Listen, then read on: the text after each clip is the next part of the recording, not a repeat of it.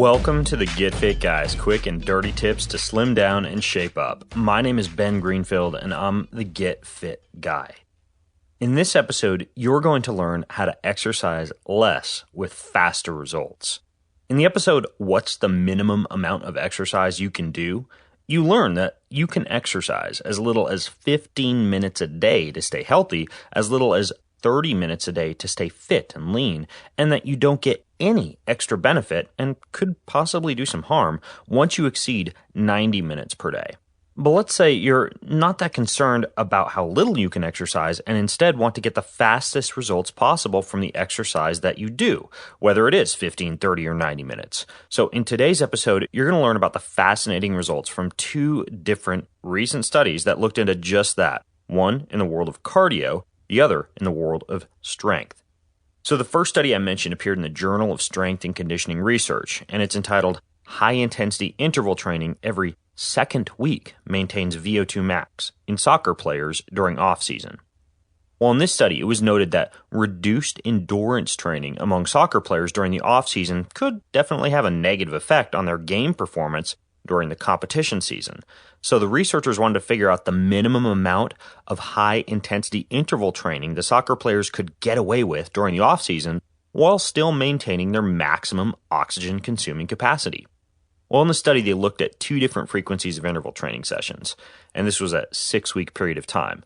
They used one interval training session every 2 weeks or one every week, and these were pretty standard interval protocols consisting of 5 bouts of 4 minutes of pretty high-intensity treadmill running, with full recovery between each of those 4-minute running bouts.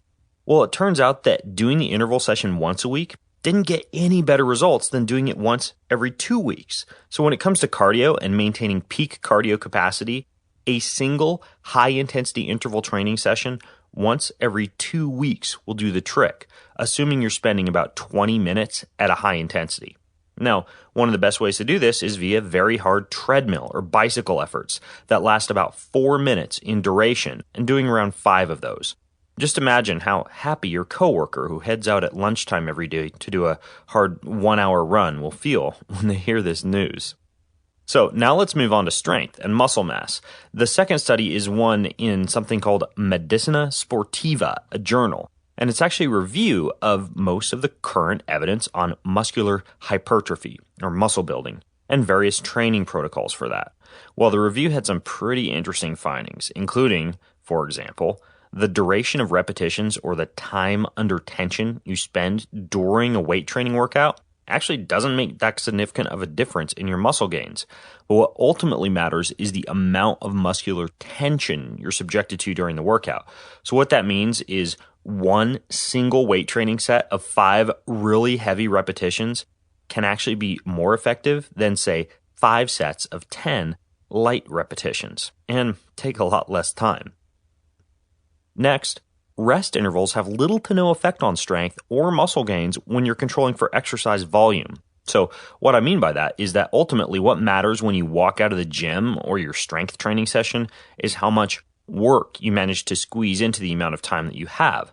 So if you can do 5 different exercises to failure within, say, 15 minutes, and your friend does the same 5 different exercises but rests between each, reads some magazines, visits with friends, and leaves after 60 minutes, you both get the same muscle building results, but you, of course, get an extra 45 minutes of free time. Finally, endurance training won't screw up muscular strength or limit your ability to build muscle, even if you do it during the workout. So you don't have to visit the gym or do a workout twice a day, like cardio at a different time of day than strength. It's okay to do it all at once, like a treadmill run followed by a weight training workout. But perhaps the most important part of this review were the observations that training through a limited range of motion might stimulate similar results to full range of motion exercise, and that short, about 3-week periods of detraining in trained persons doesn't cause significant muscle atrophy or muscle loss and might actually stimulate greater muscle gains upon a return to training. So, what's this mean?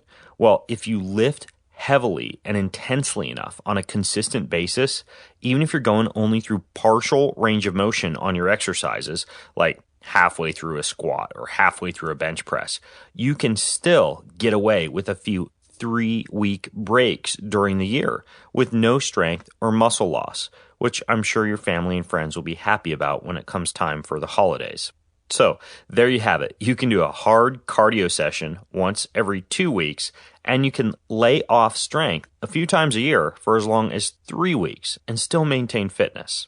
Well, if you have more questions about how to exercise less with faster results, you can leave your thoughts over at facebook.com/getfitguy. So until next time, this is Ben Greenfield, the Get Fit Guy, asking you, what are you waiting for? Go get fit.